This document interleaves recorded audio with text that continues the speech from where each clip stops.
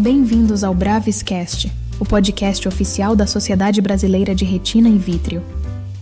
Bem-vindos a mais um Braviscast, o podcast independente da Sociedade Brasileira de Retina e Vítreo. Eu sou Beatriz Takahagi de São Paulo e hoje vou conversar com o Ricardo Japiaçu do Rio e com o Fernando Penha de Blumenau. A gente vai falar sobre degeneração macular relacionada à idade na forma seca, que é uma dos grandes assuntos, né, hoje. No momento a gente não tem nenhum tratamento definitivo para a doença, nem para bloquear 100% da progressão da atrofia, nem para refazer as áreas de retina que já foram perdidas por causa da doença. E aí, como que a gente vai, então, conduzir esses pacientes, né, que acabam sendo a grande maioria dos pacientes com degeneração macular? Bem, imagina que você tem uma pessoa de 60 anos, tem drusas, uma visão de 20/20, não tem queixa nenhuma. Mas como que você acompanha esses pacientes? Com qual frequência você vê? Depende se tem mãe, pai que tem a doença. O que muda nesse seu acompanhamento? Então, Bia, Japi, prazer estar aqui de novo. Pacientes com drusa é um paciente que a gente tem que dar bastante atenção, porque eles têm boa visão, né, e o acompanhamento é fundamental, né? Então, se o paciente tem drusas esparsas ou em pequenos números, a gente pode acompanhar esse paciente com menos frequência, uma vez ao ano, por exemplo, né? Agora, os pacientes têm drusas molares confluentes, drusas cuticulares com atrofia, pensando em algumas outras doenças não relacionadas diretamente à DMRI, mas com o que a gente vem observando ao longo do tempo, que progridem mais rápido, a gente precisa ver com mais intensidade, né?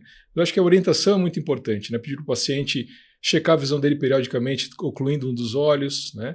E fazer as visitas frequentemente ao nosso consultório, pelo menos uma vez ao ano, e fazendo análise multimodal, que eu acho que é bem importante, né? OCT, autofluor, e o exame clínico com medida de acuidade visual, etc. Então, Você deixa um Amsler na mão do paciente? Eu ainda oriento, sabe? Eu ainda oriento a questão do Amsler, principalmente aqueles pacientes que não têm degeneração úmida bilateral, né? Porque é o que a gente estava falando com o Japi antes ali. O paciente que já tem um olho que está perdido ou que está muito avançado pela degeneração, ele é mais esperto, ele é mais atento, ele consegue perceber as coisas. Agora, o paciente que não tem doença bilateral ainda, ou que tem drusa, por exemplo, nos dois olhos, é difícil de perceber às vezes. Então, acho que o Amsler ajuda isso sim, né? O teste unilateral lá, vendo as linhas, a não ser que ele seja um planilheiro de Excel, um engenheiro que ele vai estar lidando com isso o dia inteiro, né? Mas eu acho que eu oriento os pacientes ainda a fazer o teste de Amsler em casa, sim. Eu faria uma observação sobre o Amsler. Eu dou eventualmente no consultório, mas eu escolho os pacientes que eu vou dar. Ah, sim. Quando o paciente é muito ansioso, sim, e nem por mal, às vezes, né, a mãe perdeu a visão, o pai, e você vê claramente que o paciente está ansioso, você fala que ele tem drusa, ele já fica muito preocupado, às vezes eu não dou, porque senão ele vai ver a cada 2 horas e vai achar que o tempo todo vai ter problema. Aí eu prefiro esse até orientar que ele venha mais a miúde no consultório, fazer um OCT e tal. Mas alguns eu dou Amsler, sim. Os que, assim, eu julgo que isso vai ser útil, isso, né? Mas só pela personalidade. Alguns, às vezes, você acaba atrapalhando. Isso é uma coisa importante, bem lembrado. Eu tenho paciente que imprime um monte de Amsler e aparece com os Amslers desenhados, então, exatamente na área onde ele tem metamorfopsia. Depende muito da orientação do paciente, né, Bia? Eu tenho um paciente meu, até ele veio essa semana agora no meu consultório, o senhor João. Ele sabe quando ele está com líquido na retina. Ele vem, doutor, hoje pode injetar. Hoje estou com líquido aqui. Sabe, né? E vai lá e faz o CT e tem líquido. Então, isso que o Japi falou é bem importante, né? Senão vira uma coisa paranoica, né? Sim. Então, a gente tem que escolher os pacientes. Ainda mais quando são olho único, né? Sim. Que aí fica mais ainda. Sim. Mas, Japi, o que você orienta para os pacientes sobre vitamina, ômega 3? Você passa para todo mundo? Boa. O que a gente tem comprovado ainda é o AREDS 2, né? O estudo teve o AREDS 1, depois o AREDS 2, trocou o composto, né? Mudou a fórmula, tentou acrescentar o ômega 3. O ômega 3, o AREDS 2 mostrou que não tem muito efeito. Então, eu não faço muito, apesar de eventualmente a gente ter, vamos dizer assim, ainda um marketing falando sobre o ômega 3, a gente sabe que na prática ele não acrescenta muito. Mas a fórmula com luteínas, a xantina, funciona. O AREDS 2 ainda, né, para quem não lembra, o resultado final em 6 anos ele retardou em 24%, 27% o avanço. É melhor do que você não passar. Agora, tem critérios definidos, né? Eu não passo a vitamina para quem simplesmente tem drusas, é indicado para quem tem DMRI intermediária, então grupos 2, no máximo 3 do ARED. Um paciente que já tem forma atrófica oxidativa não faz sentido, um paciente que só tem pequenas drusas ainda não foveais também não faz sentido. Então, para esses pacientes eu prescrevo sim o complexo antioxidante. E fala-se muito da fotobiomodulação, mas a gente sabe que é um pouco controverso ainda. Até recentemente eu discuti um artigo, que até foi uma aula muito interessante que a gente viu no Retina. Um colega da Espanha, o Monés, mostrou um artigo sobre que eles falam que tem um nome, assim, uma citação em inglês que é o OOZE, né? OZE, Drusen OOZE, que é o deslizamento da drusa. Você às vezes tem a absorção da drusa por pequenas falhas do epitélio pigmentado e que ela some. E você pode acreditar aquilo ali à fotobiomodulação. Então, para alguns casos, até pode ser que você tenha algum benefício, mas isso não está totalmente comprovado. Então, ainda não me sinto totalmente à vontade de orientar isso para qualquer paciente. Mas o complexo ARED2, sim. Na DMR intermediária, eu passo. Eu acho que uma das grandes dificuldades de estudar DMRI realmente é a falta de modelo experimental adequado para estudar esses casos, né? E porque a doença tem umas formas de apresentação muito diferentes, drusas são muito diferentes, a área de atrofia, a área de pigmento, o tamanho da atrofia, o quanto a atrofia está mais perto da área central. Então, atrofias pequenas. Esses pacientes com um pouquinho de DMRI, com a DMRI inicial, você faz OCT em todas as visitas, você considera se ele já tem um IRORA, CIRORA. Na verdade, assim, explica um pouquinho para o público o que é CIRORA e IRORA e o quanto você coloca o OCT no seu dia a dia. Você faz autofluorescência? O que você faz de exame de imagem nesses pacientes? Acho que isso é bem importante, né, Bia? O OCT ele revolucionou a nossa especialidade, né? Então, se a gente o Japi acabou de falar de AREDS 1, AREDS 2, todos esses estudos usaram como quantificação drusas a foto colorida, a retinografia colorida. Agora, tu imagina a dificuldade disso, né? O OCT ele melhorou muito nessa avaliação dos pacientes com DMRI seca e a gente consegue hoje medir volume de drusas, acompanhar todos os pacientes, mas justamente por falta do endpoint, nesses casos de tratamento para DMRI seco que a gente tem hoje é redução da atrofia geográfica, mas para a drusa já é difícil, porque a drusa tem um comportamento irregular, né? Ela pode, às vezes, aumentar, diminuir, sumir, convertendo para a forma nevascular, atrófica, né? Agora, essas definições de IRORA e CIRORA que a gente tem, né? O Incomplete Outer Retina RPE Atrophy ou Complete Outer Retina RPE Atrophy, são alterações de B-scan, né? Onde a gente tem, então, uma perda do EPR ou retina externa, onde a hipertransmissão através do EPR pela coroide por falha desse EPR é menor do que 250 micros nos casos das incomplete, das IRORAs, ou então maior do que 250 micros nos casos da CIRORA. E às vezes a gente confunde, e atrofia geográfica, como é que entra nesse rolo, né? Então, assim, toda atrofia geográfica é uma CIRORA, mas nem toda CIRORA é uma atrofia geográfica, né? E o que muda é a área de hipertransmissibilidade, né? Então a gente pode avaliar isso num B-scan, a gente pode avaliar isso no ANFAS, né? Onde aí o Rosenfeld, a Úrsula, né? Um grupo muito grande estuda isso. E essa área de hipertransmissibilidade correlaciona muito bem com a progressão da atrofia geográfica e também com a área de autofluorescência. Então acho que respondendo a tua pergunta, eu acompanho os pacientes sempre com avaliação normal, mas especialmente a gente fazer o OCT e a autofluorescência porque eles dão informações complementares. Hoje, cada vez mais o OCT tem tomado esse campo, né, de saber para onde a atrofia geográfica vai progredir e tudo mais, mas eu acho que a autofluorescência ainda tem o seu papel, principalmente porque os estudos pivotais das drogas em estudo, todos eles ainda usam a autofluorescência como padrão ouro. Em relação à autofluorescência, eu tenho uma observação também. Eu tenho o OCT no consultório, não tenho autofluorescência. Então, eu ainda não peço para todos os pacientes autofluorescência por um motivo, que eu ainda não tenho tratamento para dar. Assim que a gente tiver disponíveis os anticomplementos, e talvez em breve, talvez ano que vem, né? Isso já tem lá fora e a gente está esperando, aí eu acho fundamental. Porque o OCT, a gente até mostra, é muito fácil para mostrar para o paciente na exudativa, olha aqui, ó, escurinho, tinha líquido, agora não tem. Mas a autofluor é muito mais fácil para explicar. Então, assim, mesmo eu não tendo, das duas uma, ou eu vou ter que adquirir, ou eu vou pedir de rotina, porque aí eu acho que é fundamental para mostrar um mapa da autofluor, aonde tem sofrimento, onde está evoluindo, e aí o paciente vai ter noção se ele realmente está retardando a progressão. Então, assim, eu acho que fazer mais à frente anticomplementos sem autofluor é quase que inviável. É você tratar no escuro.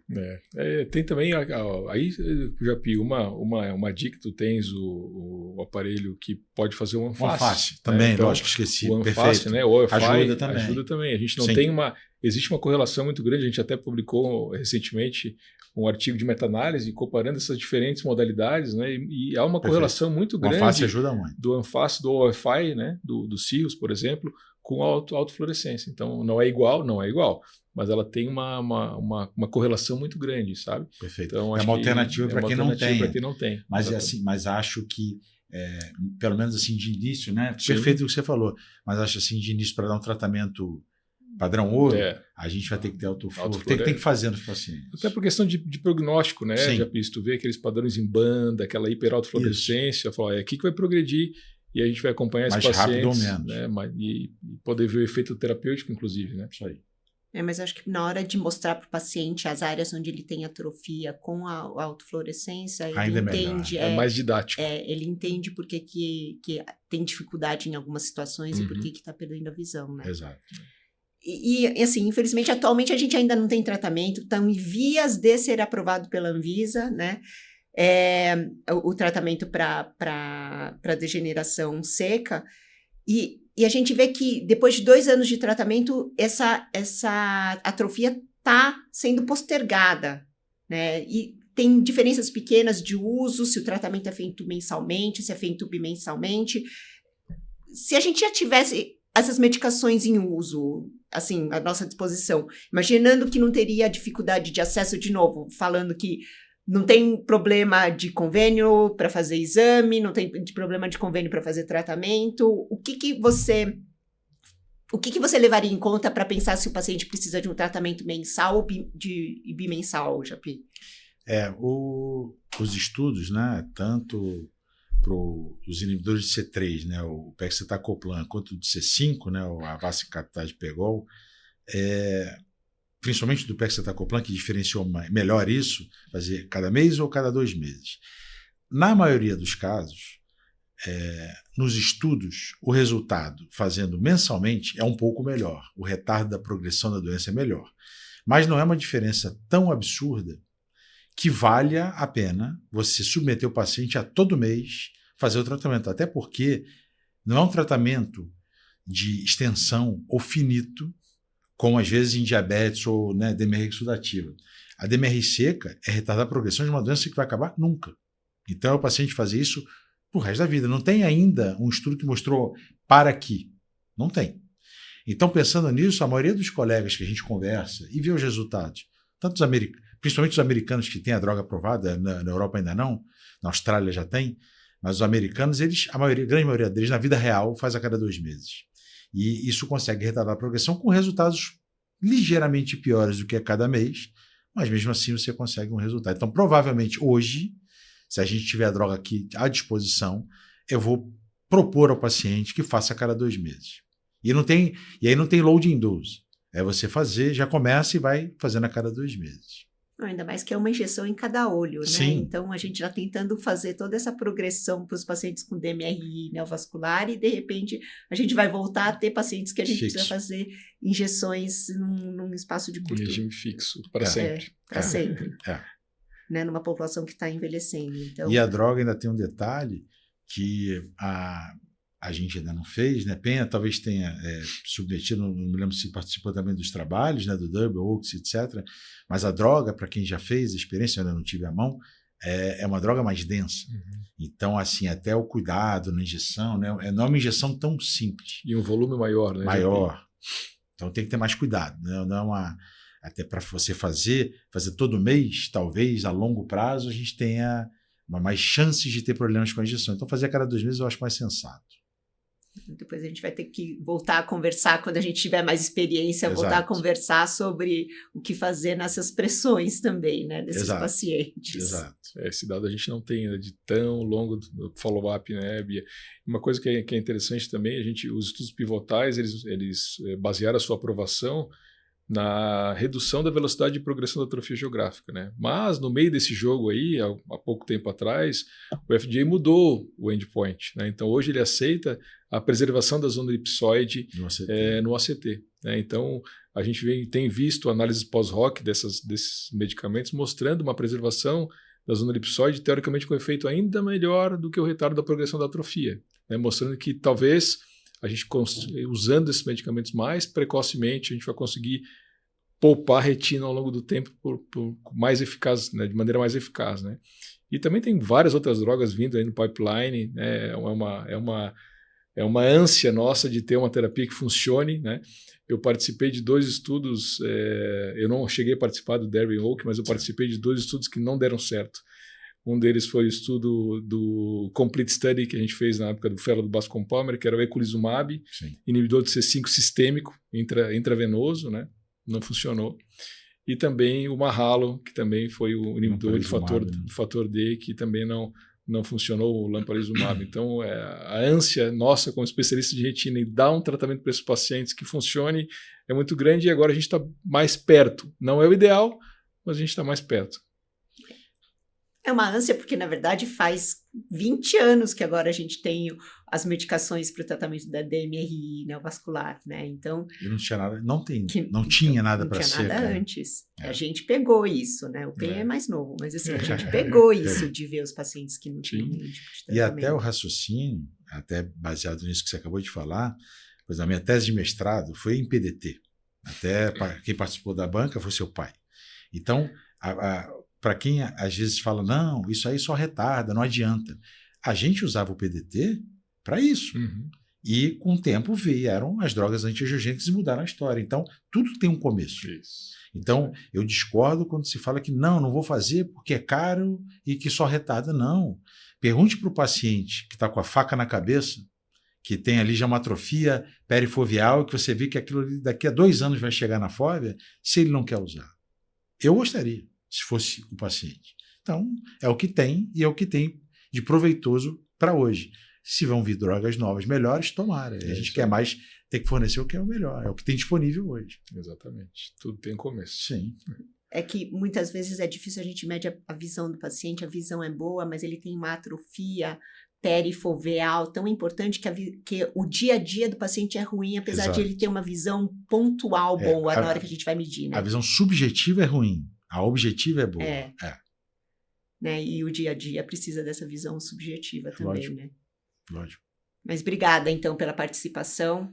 Obrigado. E aqui a gente encerra mais um Braviscast. Obrigada pela audiência e aí até a próxima.